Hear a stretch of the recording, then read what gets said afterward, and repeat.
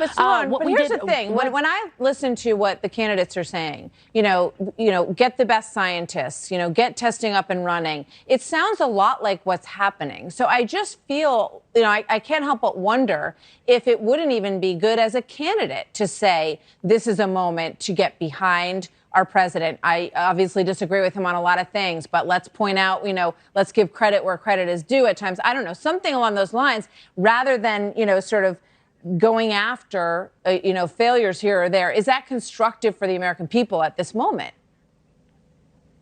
Well, Martha, I think what's constructive for the American people is results. As Vice President Biden, he has been through a number of different crises, nothing on, frankly, the scale of what America is dealing with today, because preventative measures were in fact taken. So again, if the Trump administration is getting the number of tests out that they said are going to get out, then that is amazing. But the reality is we have not seen the tests that the Trump administration promised in the field, and we have not seen those results yet. Now, results could be coming. I think, and we have said, and Vice President Biden has said, a leader has to lead from the front.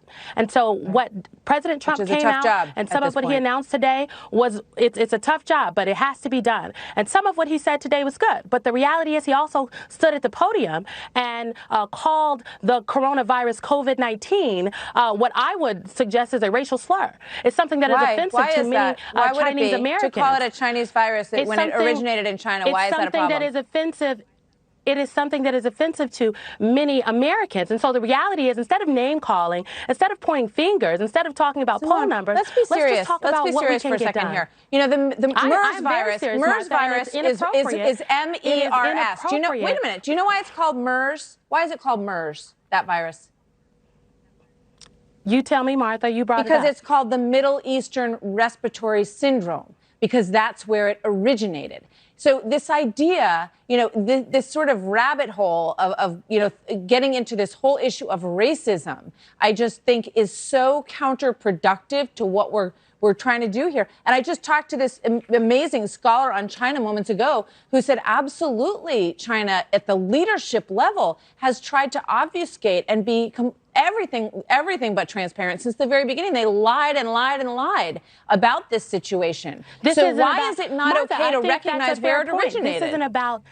This is not about if China has been forthright and forthcoming. The reality is, yes, it is. That's the exactly Chinese what it's government about. denied the reality, not in terms of what the President of the United States is referring to this virus from the podium. The reality is, yes, the Chinese government refused to let American scientists in to research, to see what was going on. That is a stark difference than what happened in the Ebola crisis, when the United States government demanded to come into African countries. And so that is something we should have and have to continue to push for. But my only point is, and I think the point of folks across the country who have raised an alarm or a question about this or a concern is that they have noted that it is offensive to them. And in times of strife, particularly when we're dealing with a pandemic that is currently affecting people that have had no contact with anyone overseas. No one is suggesting that American Chinese people are responsible. Every thinking human being who looks at this understands that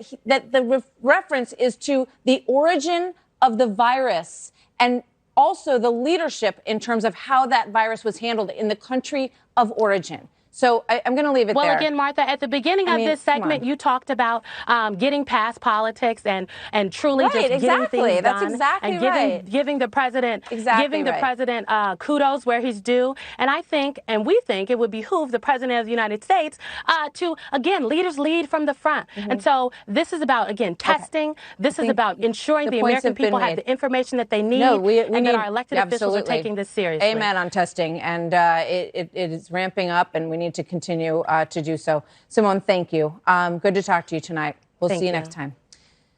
So if you think that everybody or lots and lots of